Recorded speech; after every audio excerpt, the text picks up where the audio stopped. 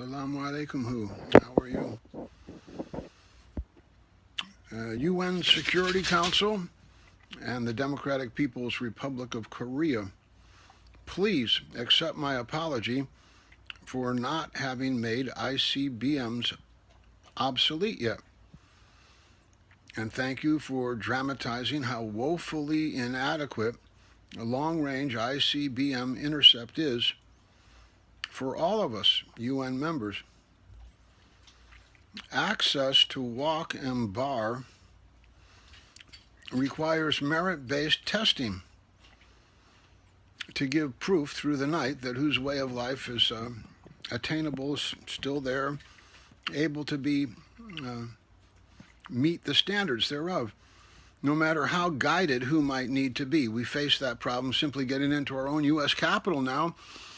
First, the streets were closed because who couldn't keep them safely open. Then the old historic building was closed because who couldn't keep that safely open. Without offering the opportunity to any of the citizens to voluntarily come forward and submit to being DMV-style tests of skill, merit, FBI background check, whatever it takes for we the people to be able to qualify to go into our own capital the way we used to. It's all based on who knows who. Like one gang's able to take over and the other gang's out. So access to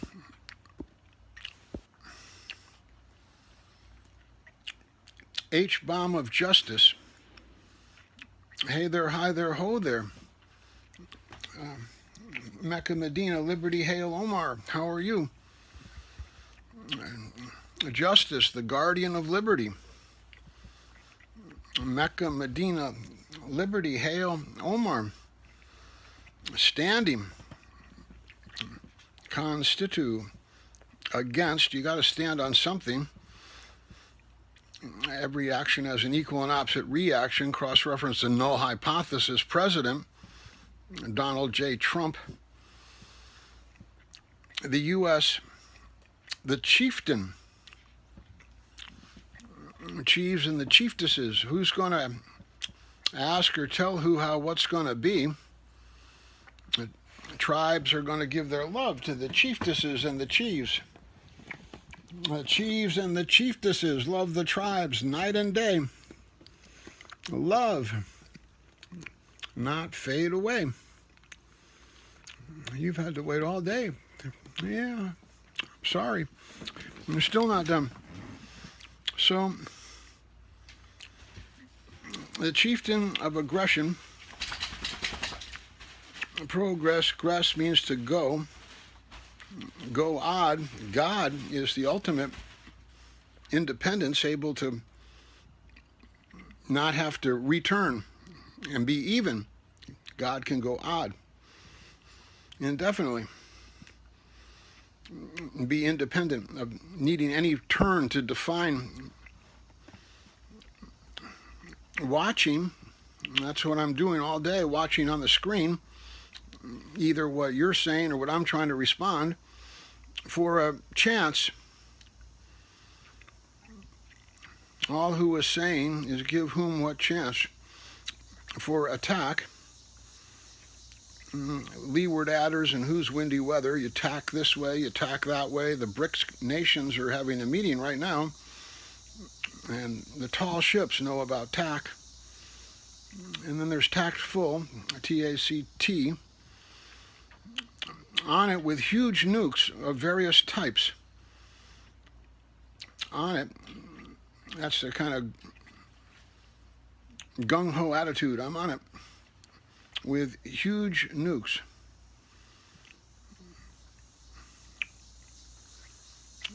Of various types.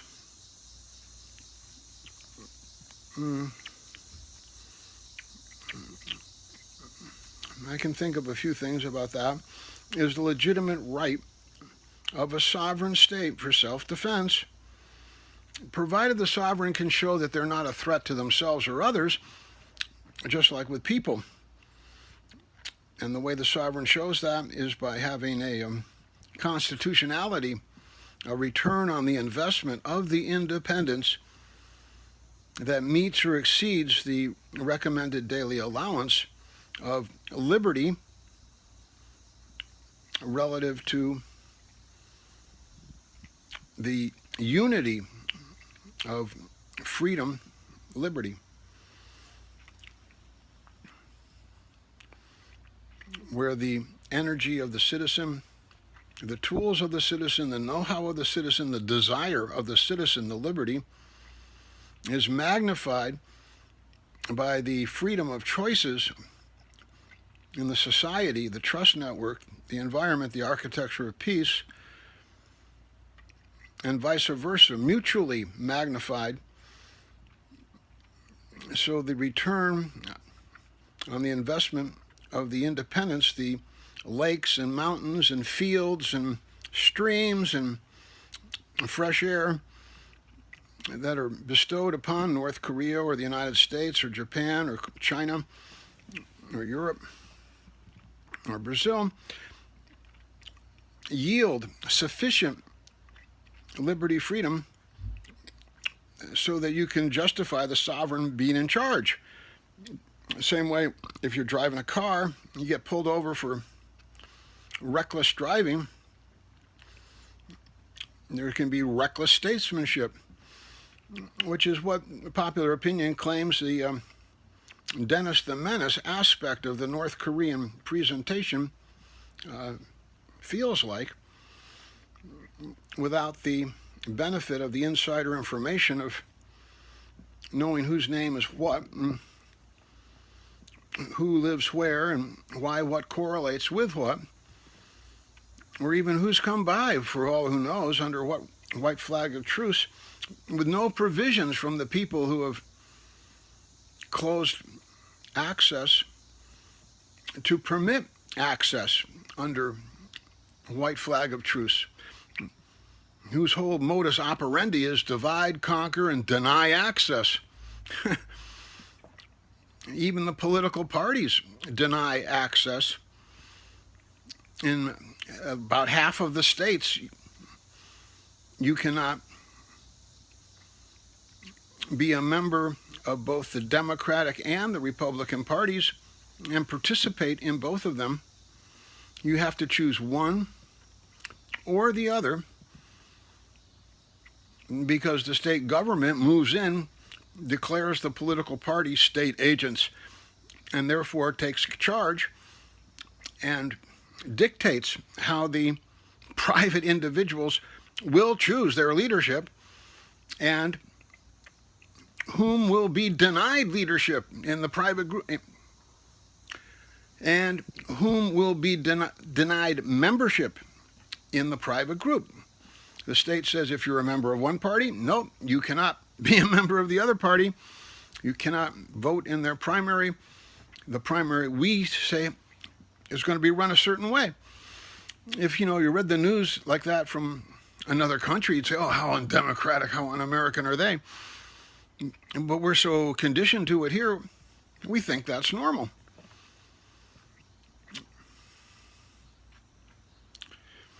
So who appreciates, who spends so much time looking and trying to respond and sort things out so you get a fair deal? So you get a secure capital, but you take the risk of letting people qualify for higher levels of access, even if they have to be escorted at certain levels and in certain places.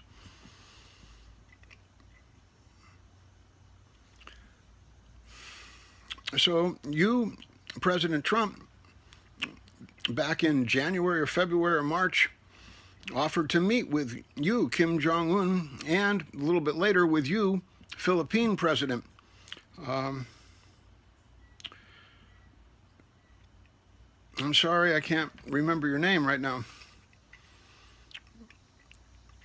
But I have contacted you a couple of times. The target off of Guam out to Seaside would be about a place where maybe who could meet out at sea in a neutral area and have a discussion. President and Mrs. Trump are pretty brave people. They're willing to take a reasonable risk. So it's a matter of trying to balance it so that somebody doesn't clandestinely be a loose cannon and on their own volition try to mess up the safety that the official organization would like to guarantee for that kind of meeting. You look at the problems we've had with the Secret Service in South America having to come home, or another time in Europe with Barack Obama because of unauthorized drinking and prostitution. And they're the highest level of personal bodyguards for our own chief executive. So how much can who promise?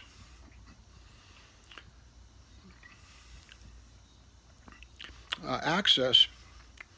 So that's about as far as I got in doing my research and trying to respond to you, Nikki Haley, from this morning, bringing up the issue of responding to you, North Korea, regarding the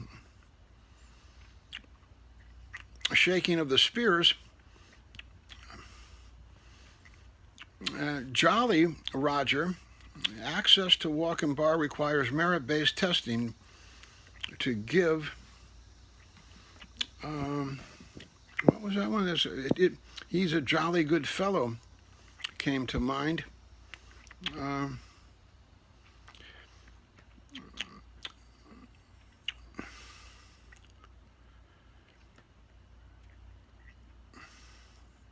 Yeah, at the very end, defense is the legitimate right of a sovereign state for self-defense and a very just step no one can slander, which has a similar cadence to a very just, and he's a jolly good fellow, no one can. Those are the three exact words that match. No one can deny instead of slander. A cross-reference. Who's highly intelligent comment about the street crowd when who walked by and said,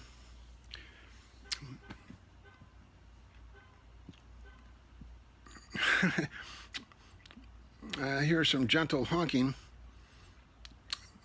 Yeah, I'm trying to be gentle to the street crowd, but who has to realize they may have been operant conditioned by the extreme sensitivity of the social network of the internet, being really used to getting code in tweets or posts or messages that acknowledge them so they know who respects them and acknowledges them, so that out in the street, if you're not accustomed to looking the right way or saying the right thing or pausing for the right moment, who can take that as a sign of disrespect or rejection, that you don't care about them, when actually all you're trying to do is navigate your own world, and not even having said a 2-unit voluntary departure prayer to leave your house because you have to get your dog out to walk and you've been working all day and you're exhausted. And it's not because you don't like the other person, it's because you're just trying to get your own life together. And so who walked by said something about this, I don't know about this whole street parade, or I don't know about this whole slight, it's a slight charade. Slight meaning like little, modest, slight, as opposed to major, slight. And it's also like sleight of hand, but it's like slight of a negative thing. You slight somebody negatively. It's kind of the opposite of shunning. When you shun a friend, you ignore them and pretend you don't know them. When you slight somebody, you sort of acknowledge them in a negative way. So, slight charade is a pun. It could be like slightly a charade, and people dealing around the art of being offended But it could be a sadistic way to teach the other person, hey, that's right where you went wrong. You don't want to do that move. It alienates people. So it could be educational. In that sense, instead of waiting around and letting person make multiple mistakes, you identify the first significant one they make so they can restart from there.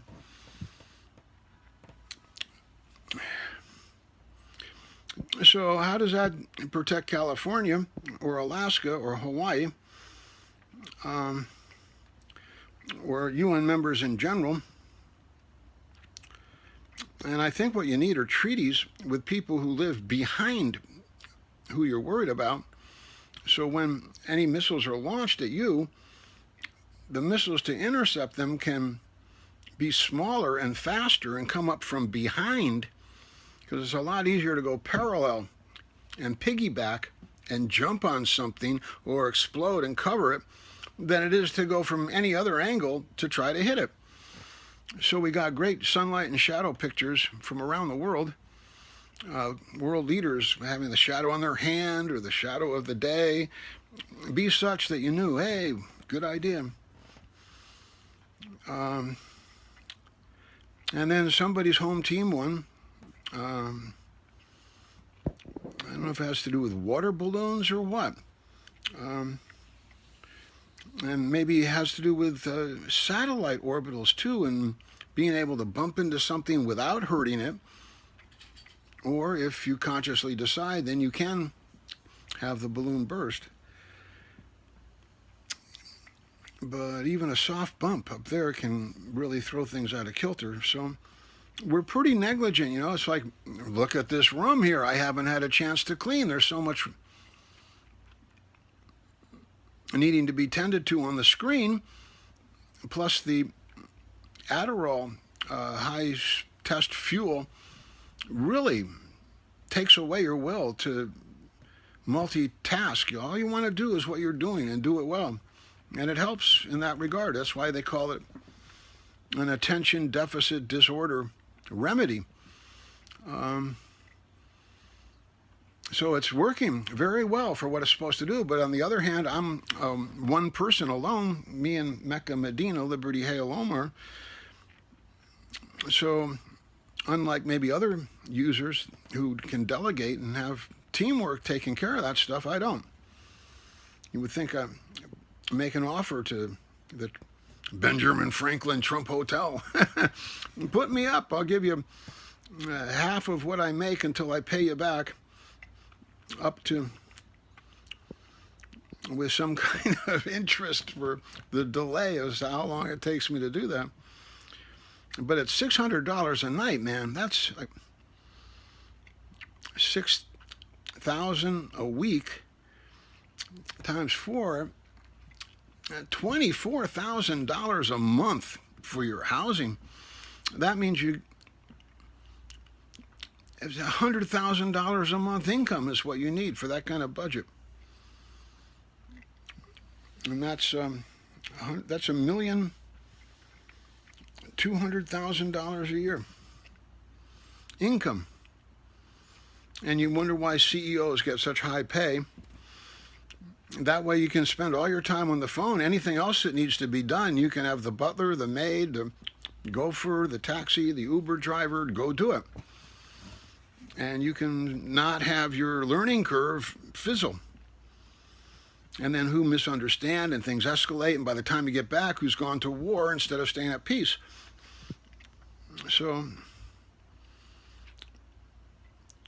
you ignore the room, and it gets messier and messier because you don't want a war, you want peace.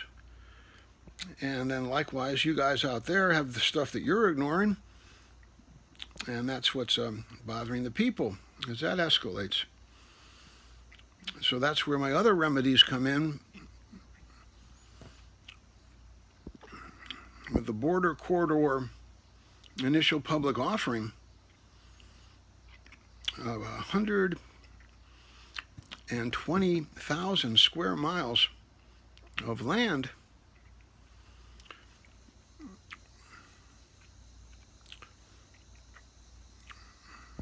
ready for lease. So The United Nations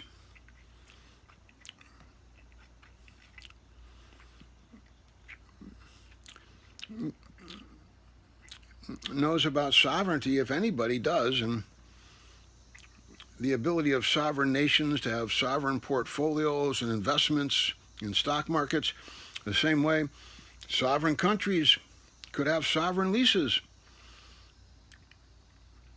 under certain terms and conditions. As long as the lease doesn't let people illegally cross the border, then you could have your own country and lease it for a certain period of time with option to renew, so that undersized countries like Israel and Kuwait and Rhode Island, they could get some more land and be more resilient, larger, more redundant, maybe less pressure over the use of the land spread out, and that would help peace. So Qatar was also on the list.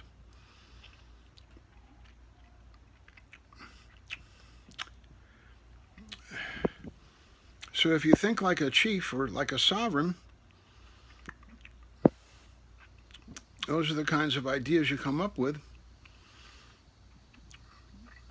Or if you think like a regular party member or politician, you think of the reality TV and the ratings and how you can keep people's attention and what sort of things they understand as simple scandals. And then you try to use that attention and embed your other messages. If you looked at the messages that Donald J. Trump have been embedding to whom, and compared it with other messages who's been embedding to whom, like how to fudge on your oil inventory, then it would be kind of clear that this sort of the CIA motto of by any means necessary, and it's not just you, Kim Jong-un, who's raising their hand and waving it to give the right answer in class, as if Dennis the Menace himself wanted to have the world work to his to be sure, as to be assured of what's really going on, as Dennis the Menace likes to be. He doesn't like to be fooled. I mean, he's always asking why, who does what, and what if who did what, and it's kind of seen into people's characters. So we shouldn't let a thick veneer fool us.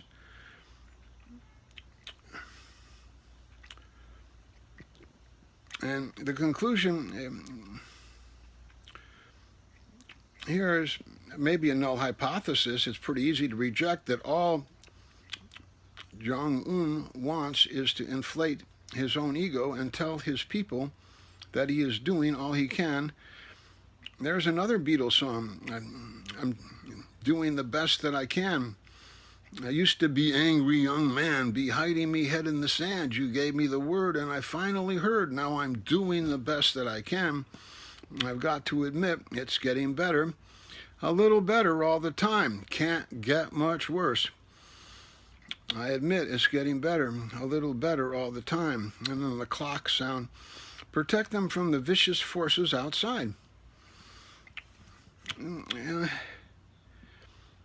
It's a cruel world. It's hard to get by on just a smile, girl. Vicious. Viscous. Genetic warfare doesn't exactly make ICBMs obsolete, but it makes a new method of mutually assured destruction more certain, subtle, and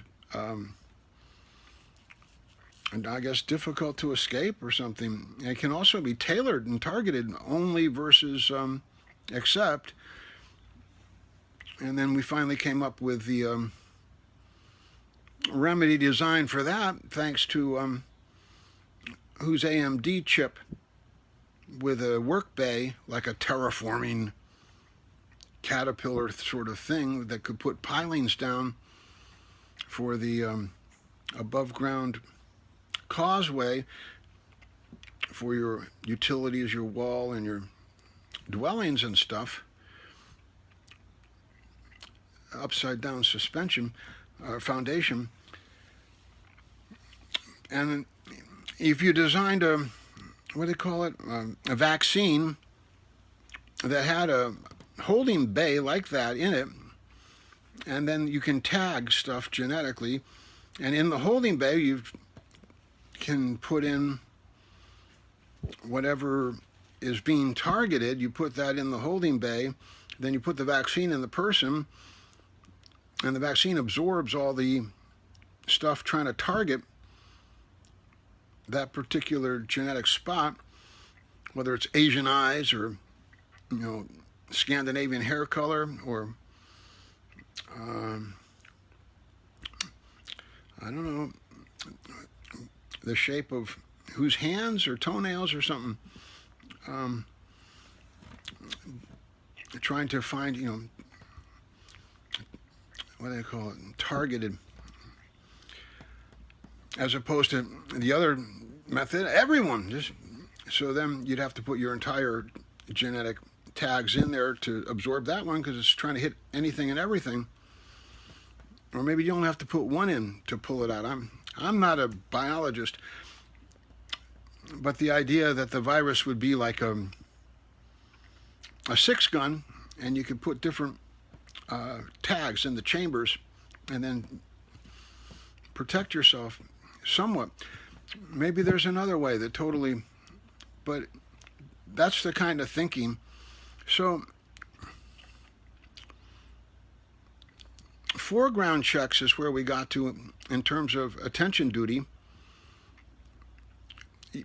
2 weeks a year, like jury duty, you're subpoenaed to show up in court, but instead of sitting on a jury, you go to your state technology militia armory with your camera, your phone, your gun, or use theirs, and you work with a group of people in various kinds of configurations to answer questions about your country from anyone in the world, so that Charlie Hebdo kinds of incidents get defused, when who really objects to a cartoon that they've seen about their prophet, and your attention duty group gets that Periscope TV question, or it shows up on AOL. You work your best to try to answer it. Word gets around. Who comes up with a funnier cartoon that does not insult the prophet and shows both Denmark and Saudi Arabia have virtues and can both do better? New Yorker magazine style. So then everybody breathes a sigh of relief. And you're more ready the next time who tries to push your buttons. And then other kinds of questions might take the filing of a lawsuit or the passing of a law, because who really does identify an inconsistency in your country that everyone, like these political party deals, how come you say it's free speech and no law shall be made abridging the right of free speech and assembly to peaceably petition the government for redress of wrong?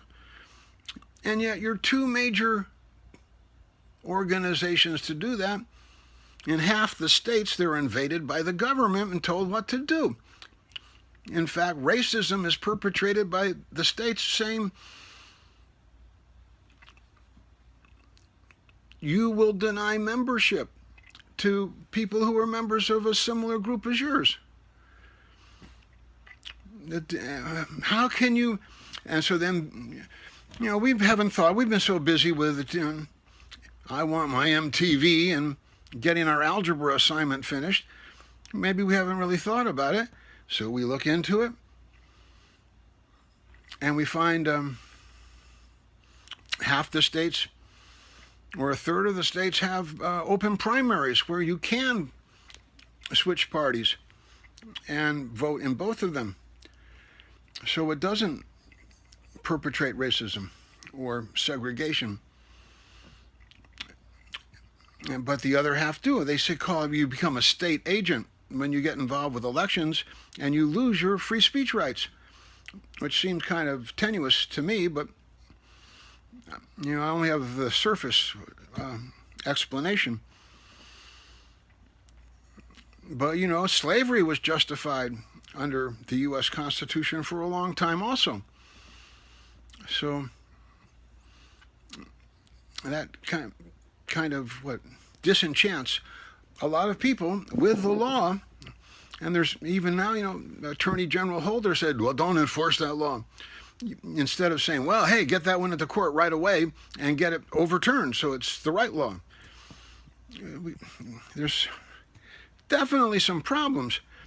And by admitting that and engaging in attention duty and getting to know people firsthand, and by having access to one another, it's more like an H-bomb of justice. It'll have such an effect than the literally H-bomb of retribution. So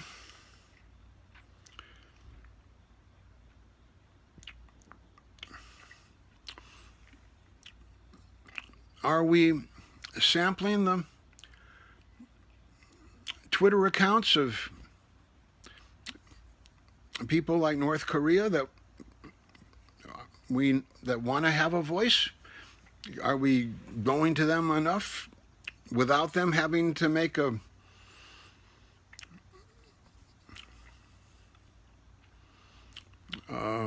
escalation of the statement, so that people realize by their press release alone they can achieve a lot? That's kind of what I've been working on, to get jury duty extrapolated to attention duty. So there's sufficient audience paid and under government supervision with applications or software to help assist the answering, both domestically and internationally.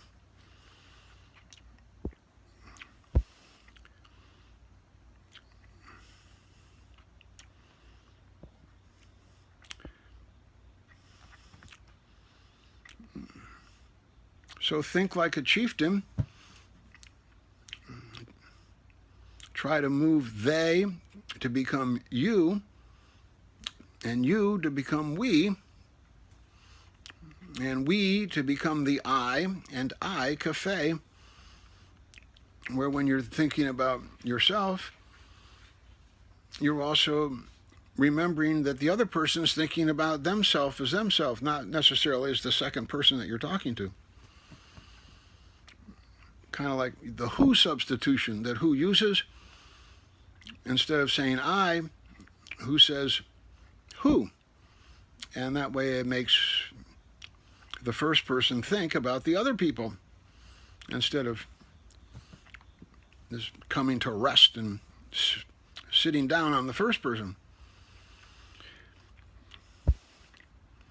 So that's 33 minutes and 29 seconds of exegesis for the UN Security Council regarding the Democratic People's Republic of Korea and the Republic of Korea, South Korea, wishing them the best of repentance and forgiveness, and seeking an acceptance of forgiveness, the forgiven and the forgivers, in the matter of the corruption trial and removal of the leader, kind of anticipating the conundrum that Robert Mueller is facing here with a grand jury hearing about our own president, Donald J. Trump.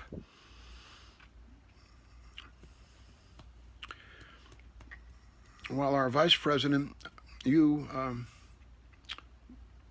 Governor Pence, and your left-hand friend, the man of color from this morning, working hard every day to try to test the assumptions of the establishment of divide and conquer that has woven us to so, it's like a formula, so that like the domestic news stories are never mixed with the international news stories. The criticism we have of ourselves never finds its way into the causation or relation of what the international story covers, or the method of agenda for the Article 1, the Congress, is never questioned as to a fiduciary duty to accomplish that, and being liable for failing to accomplish that. It's always been presented as we're the sovereign, we can't make a budget, and nobody can do anything about it. However, the fiduciary duty is to produce the budget, and the sovereign is more than just Article 1. The sovereign is Article 1, 2, 3, and the fourth estate, the press. It's the Congress, the chief executive, and the courts. And they all work together. And then there's the democracy beneath that, so that when Article 1 fails to make a budget, Article 2 is supposed to be able to go to Article 3 and ask Article 3 to order Article 2 to make the budget. It's called a writ of mandamus. And we originally had that with our Constitution, but like within one generation, 25 years or less, it was removed or changed or altered. So now Article 3 can only tell other courts to do what they're supposed to do in matters of equity when there's no penalty set for the failure to do something, but there is a prescribed duty to do the thing. Then the writ of mandamus comes in and says, hey, you're not doing your duty, and although there's no prescribed penalty for it, if you don't do your duty, then we'll have to escalate it somehow, I guess. I don't know that much about it yet, but well, I guess what people are afraid of is the courts could then kind of run the country. They get all these writs of mandamus when people weren't doing stuff. But you're supposed to have a reasonable criteria about how long is long enough to get your duty done, like 5 prayers a day. If you don't make the prayer on time, you can make it up later. If you get too many prayers that you owe, you go to mosque, you get credit for 3 days of prayer for praying at mosque. But at some point, you become so delinquent that you are no longer, doing your fiduciary duty. I guess, 9 months exemption for being pregnant, or some part thereof. When you're pregnant, all your prayers are forgiven. So to the degree we're on this technologic cusp here of everything changing, the way World War II was on its technologic cusp of the fire and the atom, we're on the information technologic cusp and the genetic, which is information. And there's some tension about if who doesn't use what level of weapons they have now, those weapons are going to become obsolete. And will who be up with the more current offense and defense, or will who lose their competitive advantage? Like you can imagine one smart biologist showing up and saying, okay, was I right? And some guy from the Center for Disease Control says, you were right. And the guy says, okay, if my heart stops beating, you know what's going to happen. And then that person is then in charge to some degree, huh? So,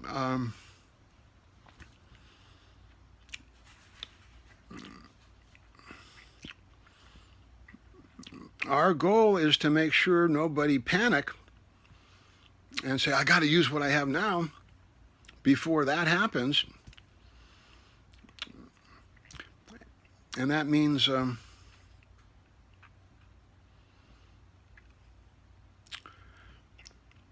lot of the ancient aggression that is embedded in each and every UN member's population has its components, right? I guess there are maybe a few nations that are really idyllic, huh? How big are they? Or you? But we have our share in America, as everybody knows, and our goal is to reassure those guys that we can handle it, and to reassure China with 97% homogeneity in the gene pool, that that's why this vehicle that's so important. You could put in any tag you need to, that they're okay. But you can't just go on words alone. You have to have some kind of proof. So maybe by the next time, be able to think of some proofs, or hostages exchanges where important people from one country go and live in another country. So you know that everyone loves them so much that no one's likely to intentionally set. But then you got to worry about the unintentional, loose cannon, bang, bang, Maxwell, Edison, late nights all alone with the test tube. The Ollie North loose cannon in the basement. And there's where attention duty becomes valuable, because not only are you paying attention to people asking the questions, you're getting to look at your fellow attention duty workers. And you can see maybe that guy in Connecticut that took his mom's gun and went and shot up the elementary school.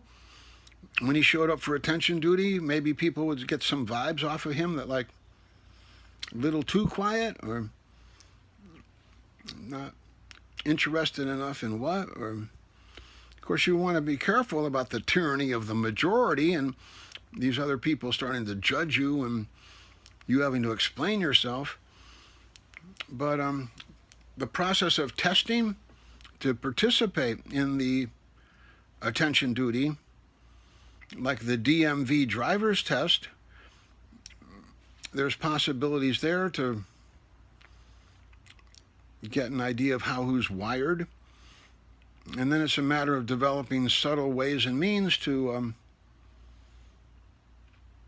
do follow-ups, I guess, right? And say thank you for your jury duty or your attention duty on such and such a date, and it was a pleasure working with you, and what are you up to now? Would you like to participate in an Outward Bound seminar in 3 days?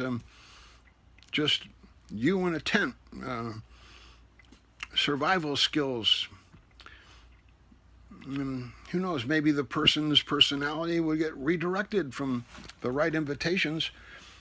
And so instead of wanting to take the gun and shoot up the elementary school, the person would want to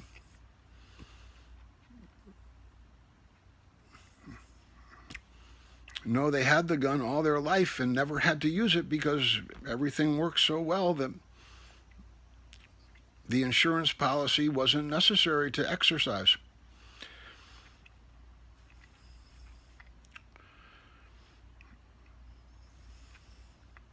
So that's what who can do with some bandwidth.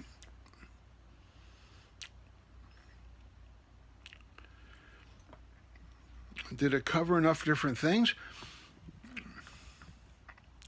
The travel to North Korea got restricted. Who visiting there might be a kind gesture. Whose problem is who's spent way too much money on whose insurance policy, and all this storage stuff has eaten up incredible amount of funds that otherwise would be available for traveling. So instead of being flush with savings, organized and ready to go, who's basically broke and facing a struggle to terminate and reduce storage. whose own fault? At the same time, it brings who more into contact with the grim realities that everybody faces, less able to float in the petri dish of an inherited income. But then, who works pretty hard and doesn't float that much, but still. So who has to wrestle with that? At one point, who asked to raise some funds to try to be fair and make enough effort to keep things going, but who's so busy answering questions and responding to so many different things that and the operating system is so unconducive to producing any kind of chronologic record of what is done.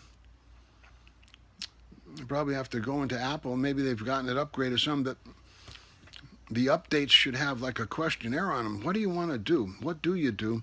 Did you know you could do this now? What do you want to do that you can't do now that you want to be able to do? Instead of just pushing a button and going up to 3.3, you'd have a questionnaire you could participate in. And their problem is they are playing the game for different reasons than the user is, and they should be able to satisfy both purposes. And I'm not sure. Got a universal clipboard. That was as close as I heard to anything getting universal. So that's a heartbreaker. And who sort of abandoned personal contacts to the degree that, unlike J.P. Morgan or somebody from the robber barons era, where they had, like, these people they went to school with or grew up in New York with or met on the street, and they had them there, and they had a team, and they could say, okay, we're going to build this, or this is not good enough, we're going to do it this way, and it would get done. All I can do is put the ideas out there and pray to God that who will put them into their system, and that's a lot weaker position than the other.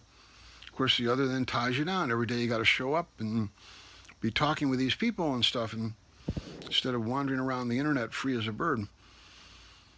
So there are trade-offs both ways.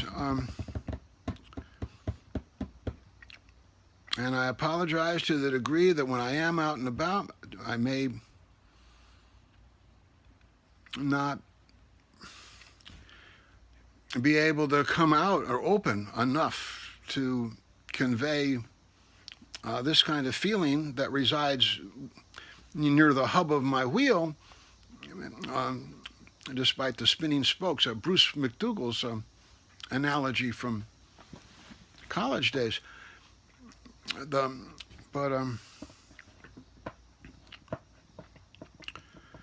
So who gets the spinning of the wheels is, oh, come on, give me some love, and you got to show me some sign that you really care about me and not just writing. And who's kind of exhausted and with a dog and in pain from their joints and hasn't said a prayer and so.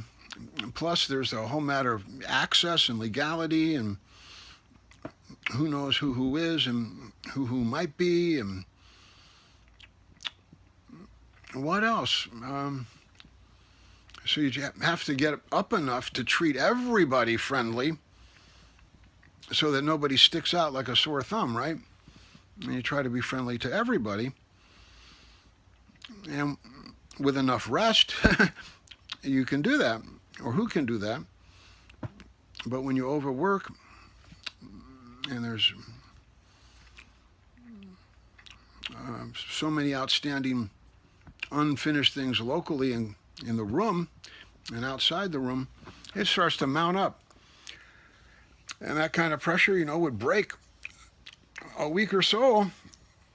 And that's part of the reason I think that the U.S. military and whoever else is involved with whatever else is going on kind of respect who they think who's one tough nut to put up with all this minimalism of amenities and focus like 190%, 95% on the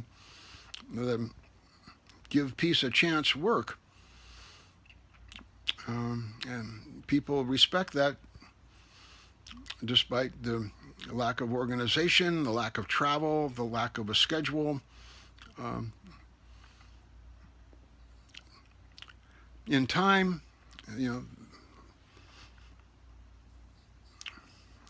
who can do that, who has done that kind of thing in the past, right? Who should be able to return to it. That's part of the goal by next year, I guess. There's not much time. So I think that, what else?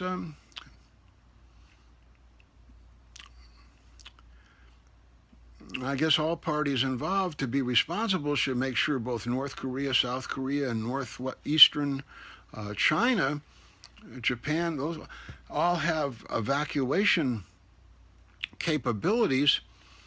So if the good intentions and the embedded good intentions that most people aren't aware of aren't enough to keep things peaceful. I heard that claw scratch on the window, Mecca Medina. Good.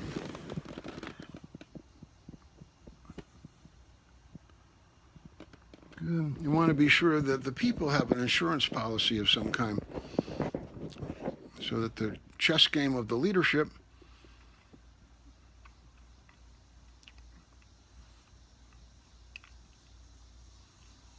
doesn't overly jeopardize the trust of the people. The U.S. faces that from the inability to take out the long-range intercontinental ballistic missiles. With a 30% success rate or something, compared to the intermediate range missiles we can take out with a 80 or 90% success rate, compared to short range ones.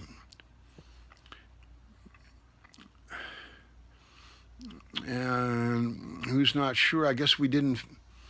Afghanistan and everything were different kinds of wars. They didn't involve ICBMs. So we maybe got behind on our intercept capability. Russia, we kind of knew. Russia knew us. So,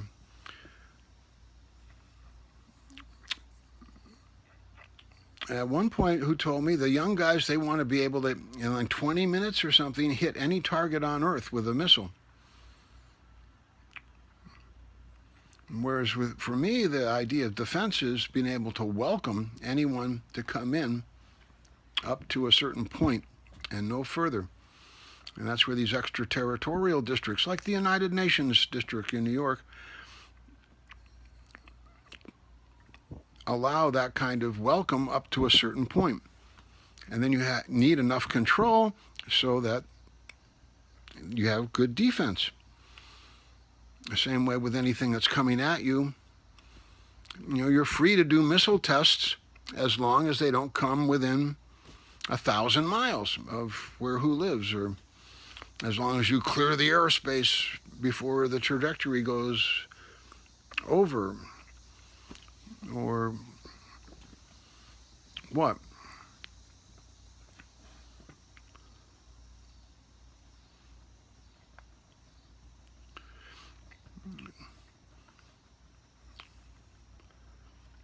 But a new style of sovereign would be the one who apologizes for not having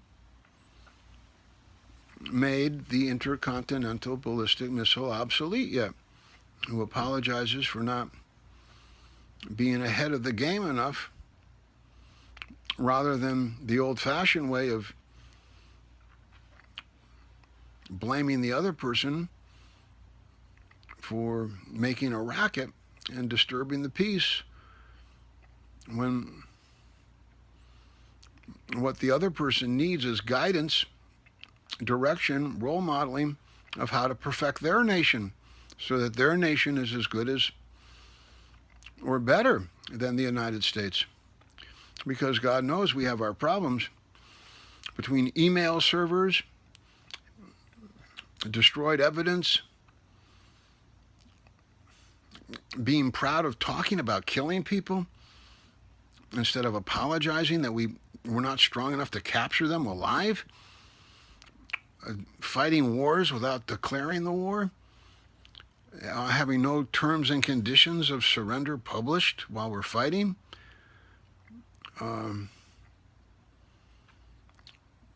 killing people based on one third person's hearsay about them and stuff, instead of some kind of trial, or refusing to participate in the international criminal court system because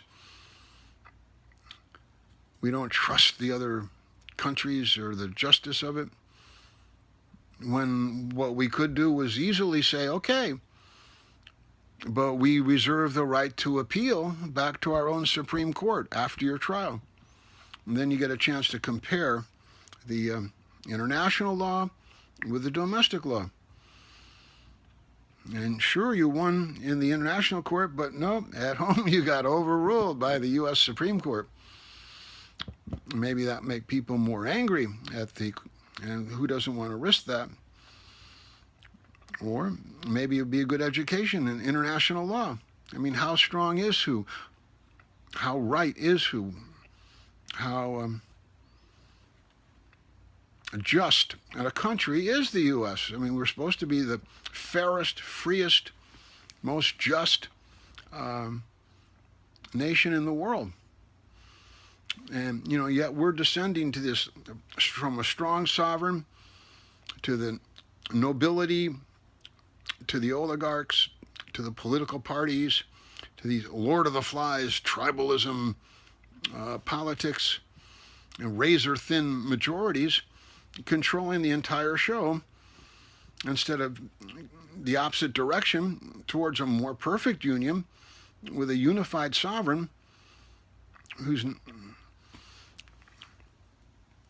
not a dictator, who is a elected chief and so well loved and respected that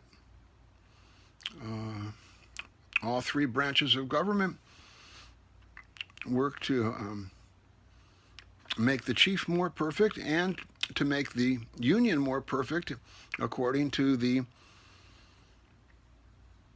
practical ways and means the chief wants and needs to carry out and fulfill the orders that the Congress places upon the chief. And then the chief can get back to the Congress and say, you think you want to do this, but actually what you want to do is this, because not only does this get what you want to do done, it also gets this, this, and this done. So if you'll be so kind as to, rephrase the order, pass this bill to do it, I'll be happy and more able to carry out your intention. Instead of this fight about, we got it, we're going to do it our way until they can rip it back from us and then do it their way. Wow.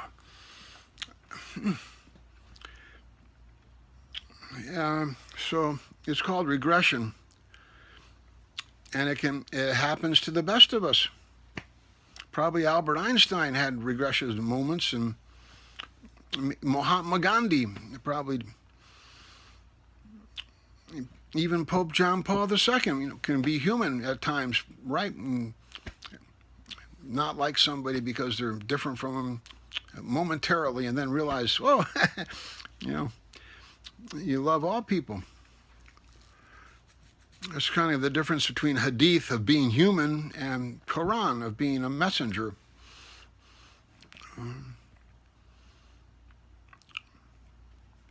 But God forgave our Prophet Muhammad, may peace be upon him, not only for all the sins that our Prophet Muhammad had committed, but also for all the sins he would ever commit into the future, because God knew that our Prophet Muhammad, may peace be upon him, was the kind of person that as soon as he knew he had made a mistake or a false shortcut or sinned, would try to begin to repent, remedy and correct the error of his ways. So that's what we look for in all our world leaders, the desire to participate in the agreement to agree. Whenever any motion can be proven to move us closer to God, or proven to increase the constitutionality of our sovereignty, where constitutionality is the liberty that resides in each of us, each entity. As John Roberts would remind us, that corporations are people, so they have liberty also. And then that liberty seeks outwards to utilize freedom, which is part of the environment and the structure and the choices of what to do. And the two mutually magnify one another into liberty, freedom. That's what we call constitutionality. Stand with or stand alone, whose choice to what degree? Liberty, and then the freedom of where and when the society permits and the economy is able to allow, and the people have the desire and skill and interest to do, to balance the duty that's owed to stand with or stand alone, the standing we need to return to the other title holders, like the way we pay taxes, or the way we volunteer to work at the health clinic, or the way we phone in when we see the law broken or something. And we have to return to the other title holders. And then what we can keep, our equity, the the benefit of the 5 acres that we have a deed to, it's our land under the sovereign, or the benefit of the education that we've gotten, or the equity that we, but still, even if it's equity, we have to mow the lawn, or we get a ticket for public health and safety hazard. So there's always this liability of returning duty to a higher authority, or even to a subordinate authority,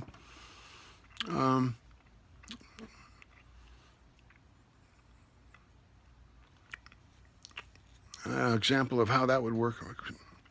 So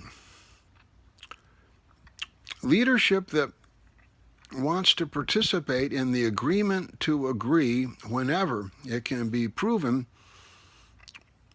that the agreement results in greater constitutionality for all involved, that's what we look for. So what offers are we making to North Korea that increase their constitutionality? Generally, the U.S. uses sanctions to punish people or nations, loved neighbor nations. Love thy neighbor nation like thyself, right? So sanctions punishes the offender. And in the cruel world of microeconomics, as things get more macro, it's more and more difficult to control the economy because there's so many players. So negative reinforcement becomes less and less effective. And positive reinforcement is proven in the laboratory, in the classroom, Over and over again, it's proven positive reinforcement works better than negative reinforcement. Your masochistic teacher has more success than your sadistic teacher. So we used to call it submission to God, a slave to God, but only to God. So that when who could not prove it was the will of God that who wanted you to do, you could say no. But whenever anyone could prove it was the will of God, you had agreed to agree with them, so you did. And you did it even though you didn't want to do it. Or you become, so you do want to do it. You try, how can I want to do this? And keep asking questions until you can resolve your doubt the way Surah 2, verse 24 talks about.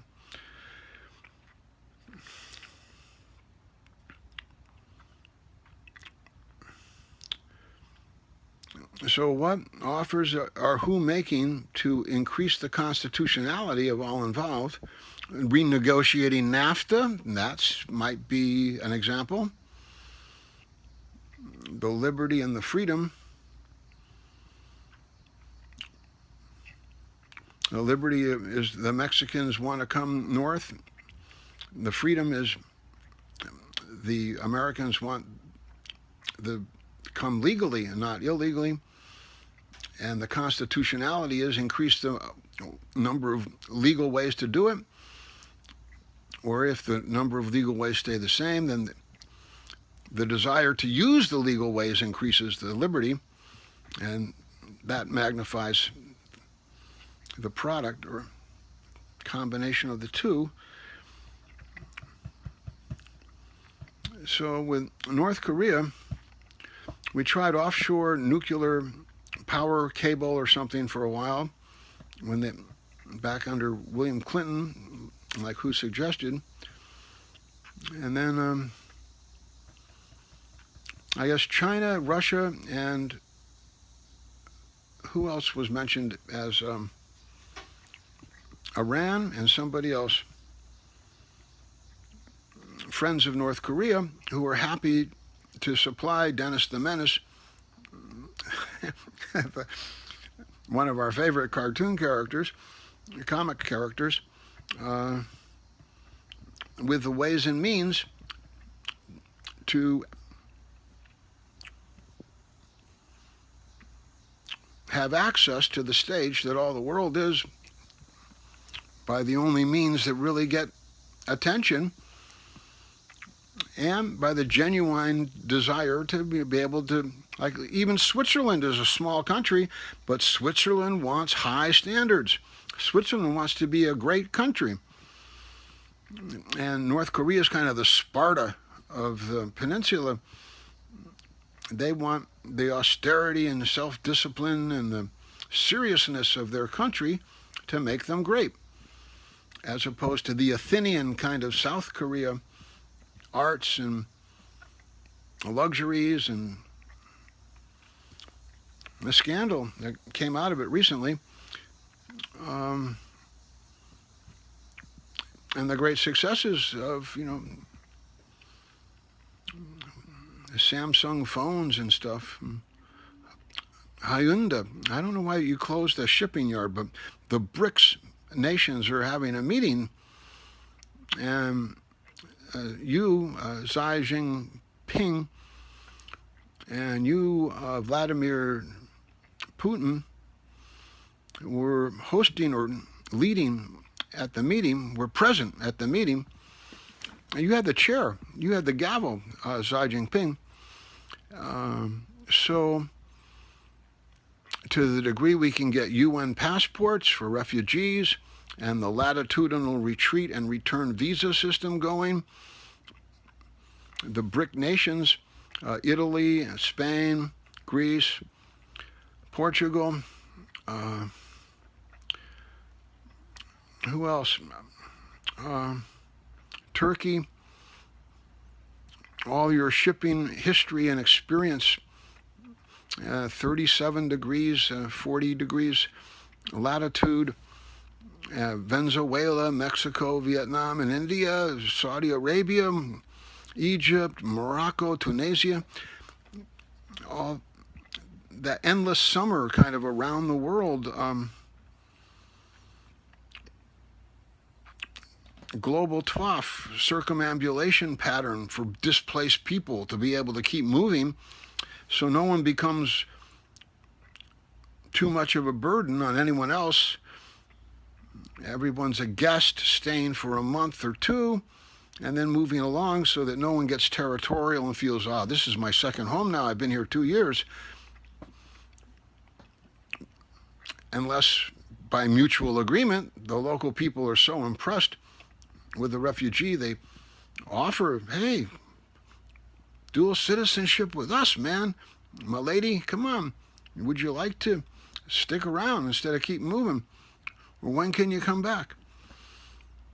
So, but to be polite, you say, well, thank you for letting me camp here, and I'll keep moving, and hopefully we can come back in a year or two after we get all the way around. So instead of the latitudinal north-south conflict over the scarce productive resources of the oil, and then the luxuries and the accommodations of the north of the polar areas, but it ends in a cul-de-sac because of the ice on the polar caps. So that you're stuck in the cul-de-sac. You can't keep going. You have to become a citizen of where you're. And then there's only so much, and people start clawing at each other instead of having the freedom of, I'm still moving. I'm on a brick ship. I'm learning seamanship and crew skills and navigation, how to operate control panels and spaceships, and what kind of materials and make sails and cloth and ground suits. And when I stay places, I find out about CPVC made from ethylene and brine, so the habitable dwelling and irrigation pipes soak up the toxic brine byproduct of these desalination operations, and I get water, dwelling, and pipes, and no or minimum, well, I get smaller amounts and highly toxic byproducts I have to manage really carefully. But because it's a smaller amount, I'm supposed to be able to do that rather than large ground covering brine pools or raising the salinity of the ocean to the harm of life. Travel's educational. UN passports are for experts only at this point, but why not extend it? Become a dual citizen with the United Nations. Why not have the United Nations become a member of the United Nations? Sort of the set of all sets, because the similar problems of peacekeeping, refugee management become like the dual UN citizen. You're still a Syrian citizen, but you're also a UN citizen. You're still a Myanmar citizen, but you're also a UN citizen. And the goal is the right of return eventually.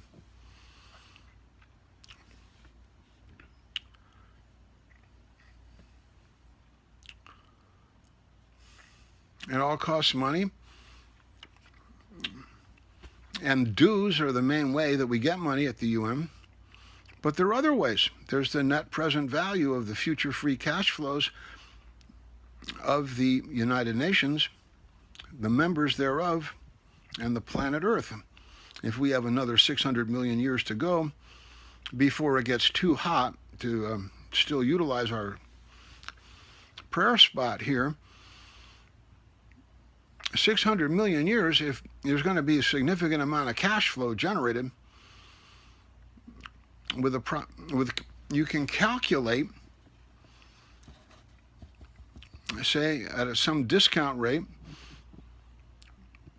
Normally like 5%, 10%, 18% discount rate is used in the private sector because that's the kind of profit you can earn when you invest your money, at least in the short term. But with these longer term net present values, these sovereign net present values over 100 years, 1,000 years or more, the discount rate might not be so steep because of it's such a long time. If you have a healthy sovereign, healthy UN, the odds go up that the UN or the nation will still be here in 1,000 years, whereas the private company, they make a promise about 1,000 years in the future. They could be GM or Boeing or Bechtel. You know, they might be a different company by then, or some entirely different group of people. So it's very difficult for the private sector to make the long-term promise stick, but the public sector, the government, the sovereign, theoretically, if healthy, has a better chance to do that. So it means it could be a lower discount rate because you're more confident of that dollar later. And what that dollar can buy later could be much cooler than what it can buy now. Like this phone for $800 now, $800 phone later, even though it might be the equivalent, well, there's another part of the problem. Do you want to have the purchasing power of $1 later compared to $1 now? In which case, you're augmenting the value of the dollar, and that works contrary to the discount rate. So then you don't have to discount at all because you know the cost of living allowance is going into the fund, so that dollar can still buy $1 worth of stuff later, even if it takes $10 later to buy the same thing. You'll have it because it's a Treasury inflation-proof security where your return is adjusted for the inflation rate. But the net present value normally simply talks about the principal amount at certain time periods from now into the future, so that $1 1,000 years from now, when discounted back to now, is worth 1/10 of 1 penny. And that's probably at a generous rate of like even 1% discount rate over 1,000 years. It comes way down, right? Let alone 5% or 10%. But if you can get a discount rate that's virtually zero because of the more reliability of it that you're going to get it, and then if you make the money different so the money preserves its value,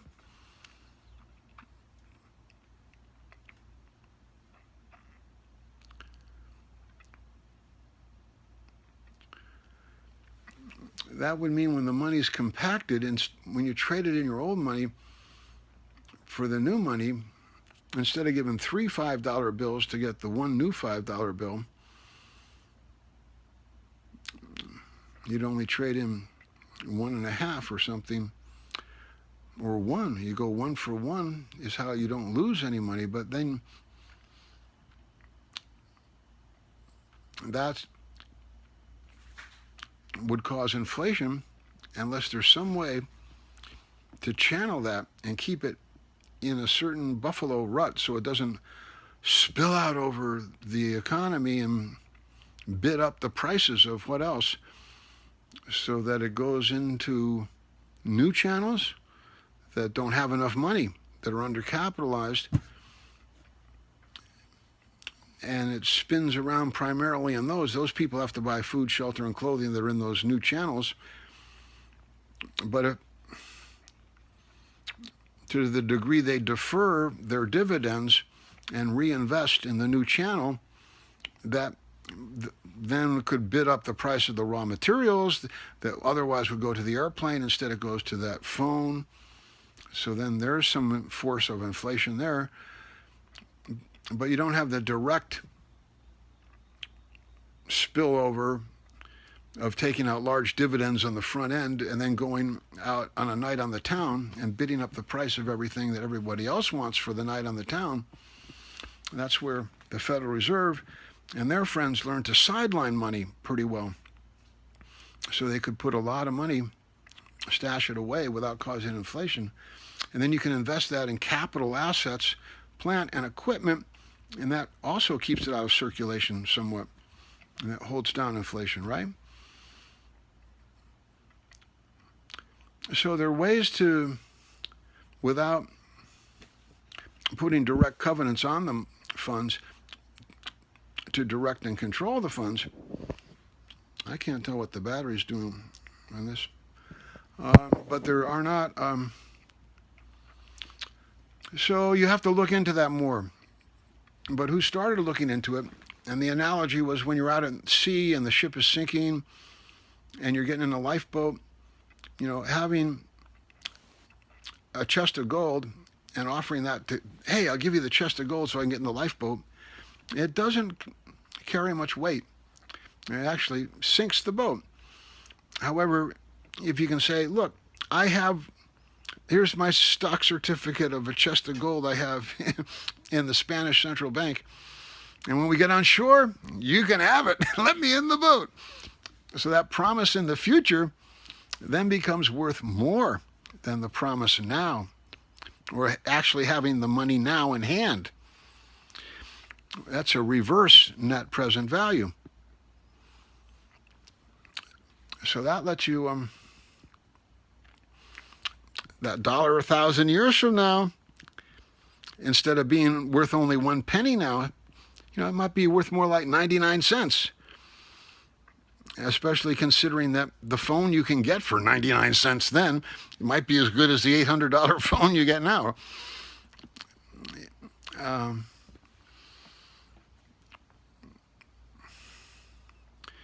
It might even be disposable to solve a lot of your problems. Or it might just be an electrode and some gel, and there you go, and it's 99 cents for this thing and a little teeny transmitter. That's all you need now. So your dollar is worth more 1,000 years from now than it was then. The macroeconomics, why the sanctions and stuff start to fall apart on the larger scales.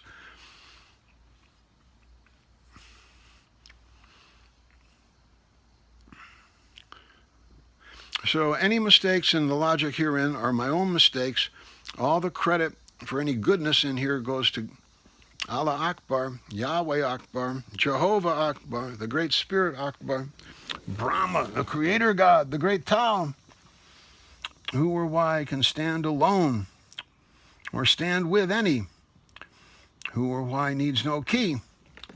Who or why needs never leave? The 100% independent self-sufficiency, the one God. Allah Akbar. Perfect shake, Mecca Medina. Good. So are any questions?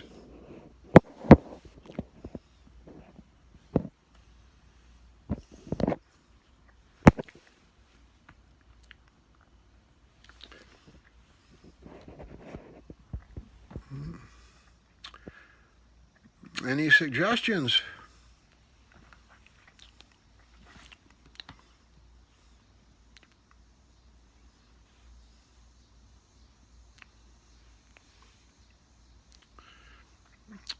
Here's one. Redirect HTTP to HTTPS, a webmaster's guide to website migration. Hashtag SEO optimized. Yeah.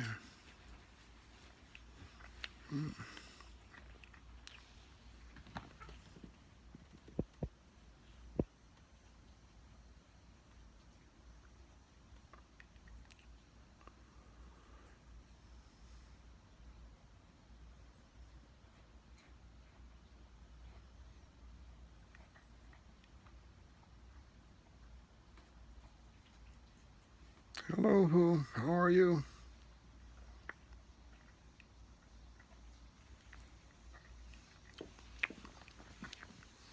Any directions? Turning Point, USA. It's the Turning Point Boys Ranch. No faces are permitted in the photos. Low Point Battery.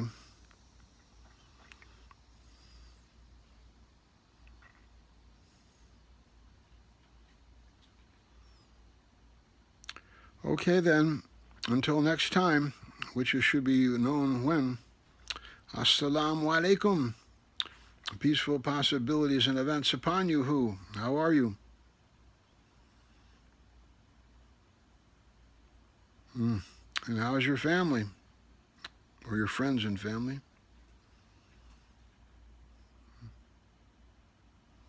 And how's everything?